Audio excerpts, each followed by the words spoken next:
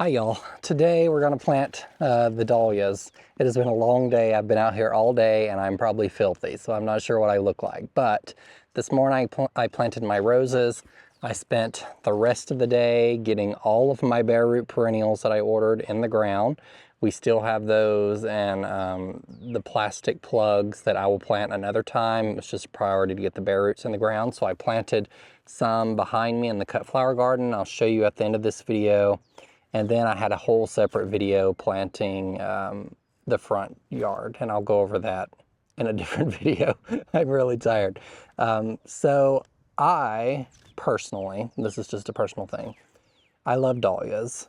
I don't love that they're not perennial here usually. I did have some return last year in raised beds that I mulched really heavily over winter, so they can return here, and I'm gonna just leave these in the ground.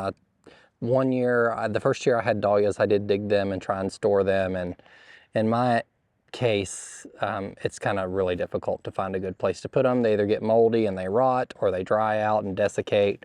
So leaving them in the ground is just good enough for me. So I searched and searched and searched this year to find wholesale tubers that I could get cheaply. If you grow dahlias, you know they're incredibly expensive because they produce a lot of beautiful flowers. And I did find a place that sold to the consumer wholesale, and it's Peninsula Petals at the farm at Cherry Hill, which I mentioned probably a month or more ago. I ordered these probably in January, February. So I mentioned it in a video several months ago. They sell in groups of 10. As long as you buy 10 of the varieties listed that they have available for wholesale prices, you can get them. So some of these are 10 for $80, which ends up being about $8 a piece.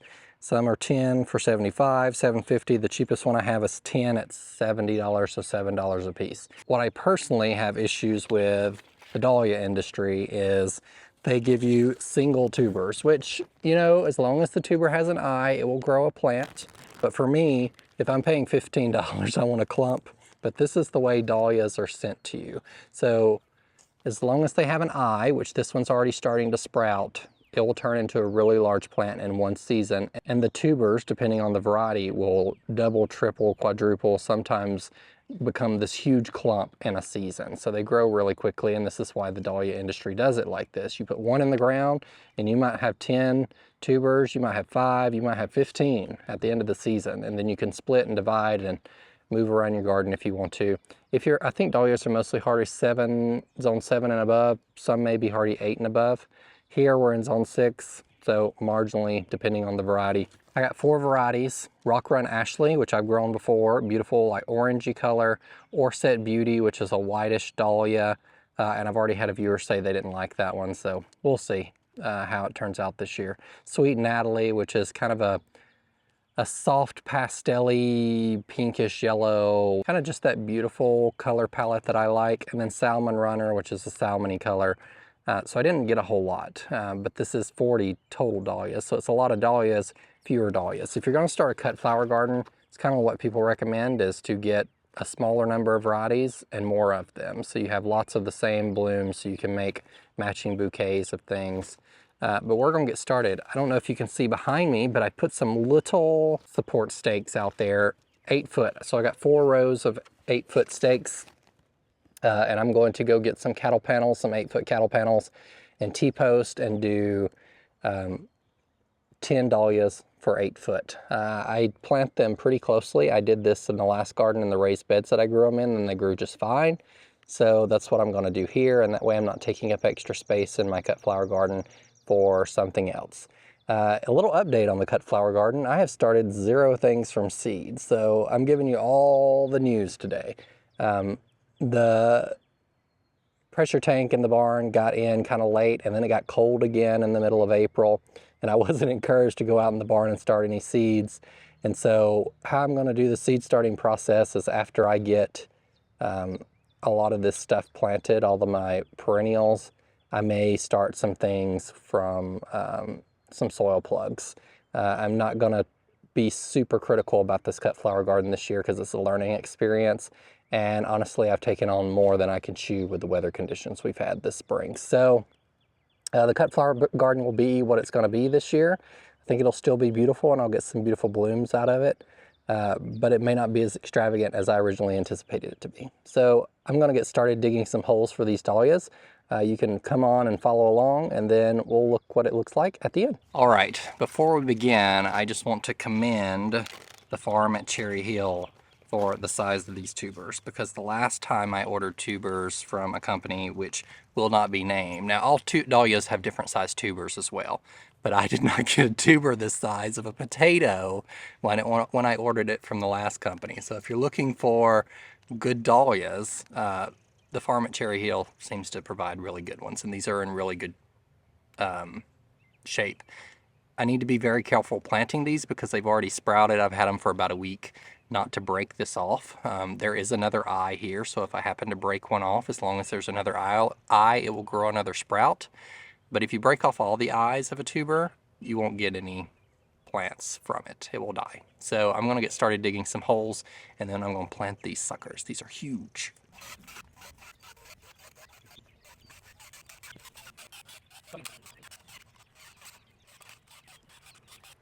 All right, so I staggered the holes, 5 on each side of what will be the cattle panel. If I don't go the cattle panel route, I may do like a string method to stringing them up, but I've grown them on cattle panels before pretty successfully. I'm also going to, I looked at the heights of all of these, and I've arranged them in the order of height. So the shortest ones are going to go on this side, which is the east facing side. The tallest ones will go on the west facing side. So and they'll get more morning sun, and the taller ones won't be, the shorter ones won't be shaded by the taller ones. So when you're planting a cut flower garden, you got to think of all those things. So the order that they'll be planted in is Orset Beauty, Rock Run Ashley, Sweet Natalie, and Salmon Runner, because that's kind of progressive. Orset Beauty stays the smallest, and Salmon Runner gets almost 4 foot tall. So we have 3 to 4 foot range, so not a huge difference between them, but still staggering them and spacing them out shortest to tallest will be helpful for their growth.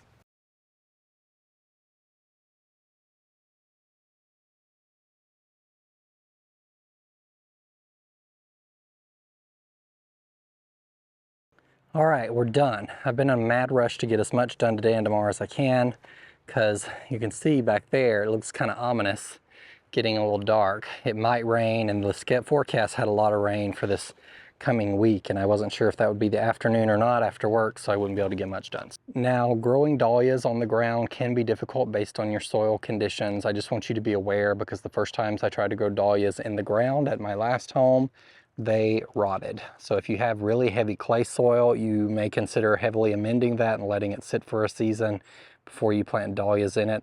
Or they grow really well in raised beds. And actually, if you're going to dig and store them, I would recommend you grow them in raised beds, because the soil will be much loftier to dig them in the fall.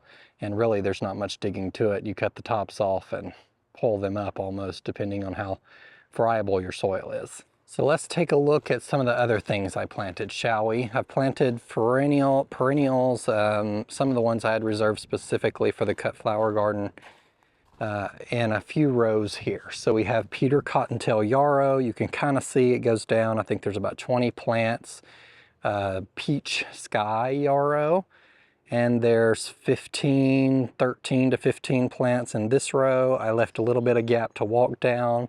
And then we have Veronica. This is called Wizard of Oz. There's about 20 of those. And then there's around 10 to 13 Ever After Veronica. And then I left a space for zinnias, hopefully, if I can get to starting any seeds. I did order all of those beautiful zinnias from Floret Flower, so I'm hoping I get to plant some of those this year. I got 5 opalescence phlox, which is all I had left over from planting the front flower bed, and then around 15 backlight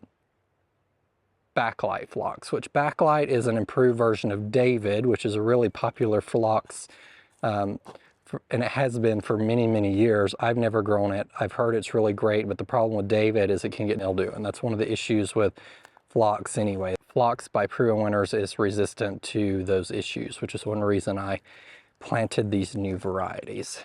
All right, I got one more task today, and then I'm going to call it a day on Saturday, and that is to fill up soil in my planters that I'm going to be growing my peppers and tomatoes in this year. I was not able, or haven't really decided on the vegetable garden space yet. So I'm gonna grow those things in my earth boxes. I still have those from the last house. You know, I used to have them in like a wood frame against the house, and they were excellent to grow peppers and things in for years. I used that method. Herbs, excellent planters. For those who need small area growing spaces, there's automatic watering mechanisms for it and all that other good stuff. But I brought them here, and I'm going to set them up and grow pretty much probably just peppers and tomatoes this year. That's primarily a lot of what I eat for salads and stuff. I probably will do some lettuces and stuff like that as well. But this year's vegetable garden's not going to be too extravagant, and I'll work on probably this fall, and putting them in boxes will allow me to move them around a little bit as I rearrange the vegetable garden space to actually get some production there hopefully next year. Thank you guys for joining me today, and remember, be a light. Take care. Bye.